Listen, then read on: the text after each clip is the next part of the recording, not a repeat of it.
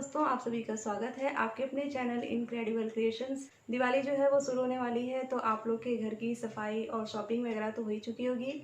तो आज मैं दिवाली का क्राफ्ट का वीडियो आप लोग से शेयर कर रही हूँ, जो कि बहुत ही इजीली आप आराम से घर पर बना सकते हैं और वाला है, पैसा भी इसमें ज़्यादा खर्च नहीं होने वाला है। तो वीडियो पसंद आए तो प्लीज़ एक लाइक ज़रूर कर दें, क्योंकि आपका एक लाइक जो है वो हम लोग के लिए बहुत ही मायने रखता है। अगर आप चैनल पर न्यू हैं, चैनल अभी तक सब्सक्राइब नहीं किया है तो प्लीज़ सब्सक्राइब कर लें। तो चलिए वीडियो को शुरू करते हैं और आप सभी लोगों को दिवाली की हार्दिक शुभकामनाएं।